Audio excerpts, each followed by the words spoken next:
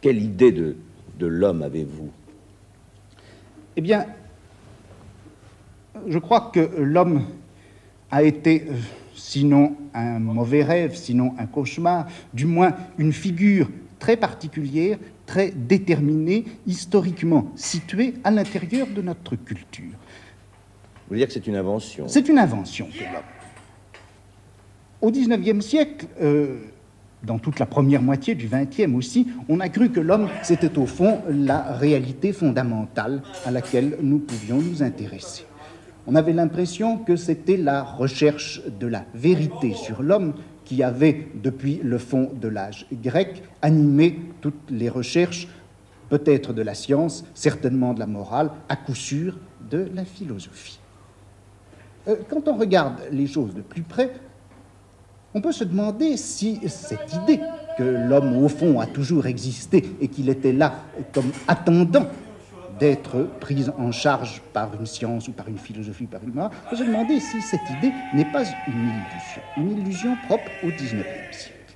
À dire vrai, jusqu'à la fin du XVIIIe siècle, en gros jusqu'à la Révolution française, jamais on ne s'occupait de l'homme comme tel.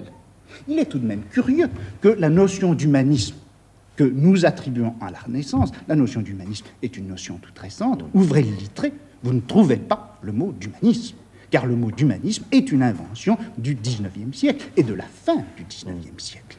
Avant le XIXe siècle, on peut dire que l'homme n'existait pas. Ce qui existait, eh bien, c'était un certain nombre de problèmes, c'était un certain nombre de formes de savoir et de réflexion, où il était question de la nature, où il était question de la vérité, où il était question du mouvement, où il était question de l'ordre, il était question de l'imagination, il était question de la représentation, etc. Mais il n'était pas, à vrai dire, question de l'homme. L'homme est une figure qui s'est constituée vers la fin du XVIIIe siècle, au début du XIXe, et qui a donné lieu à ce qu'on a appelé, ce qui s'appelle encore les sciences humaines. L'homme a également, cet homme tout nouveau, ainsi inventé à la fin du XVIIIe siècle, a donné lieu aussi à tout cet humanisme dont le marxisme, dont l'existentialisme sont comme le témoignage le plus visible actuellement.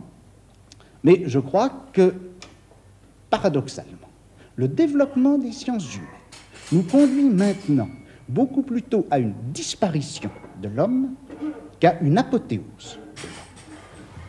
En effet, qu'est-ce qui se passe actuellement avec les sciences humaines?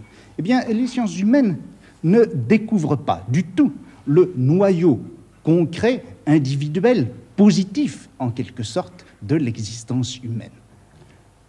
Tout au contraire, ce qu'on voit lorsque l'on étudie, eh bien, par exemple, les comportements, structures de la famille, par exemple, c'est ce qu'a fait Lévi-Strauss, ou lorsqu'on étudie les grands mythes indo-européens, comme l'a fait Dumézil, ou encore lorsqu'on étudie, eh bien, précisément, l'histoire même de notre savoir, on s'aperçoit que ce qu'on découvre, ce n'est pas l'homme dans sa vérité, l'homme dans ce qu'il peut avoir de positif.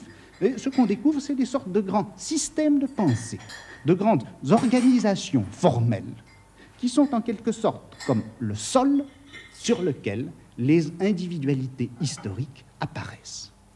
Ce qui fait que la pensée actuellement, la réflexion, se renverse entièrement par rapport à ce qu'elle était il y a encore quelques années. Je crois que nous vivons actuellement la grande coupure avec le XIXe siècle, avec tout ce début du XXe siècle.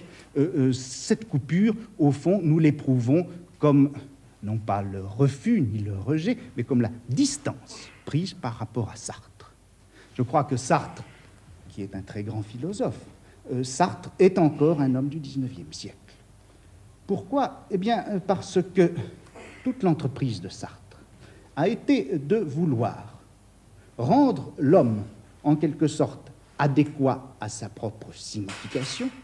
Toute l'entreprise de Sartre consiste à vouloir retrouver ce qu'il y a dans l'existence humaine d'absolument authentique. Il a voulu ramener l'homme à lui-même.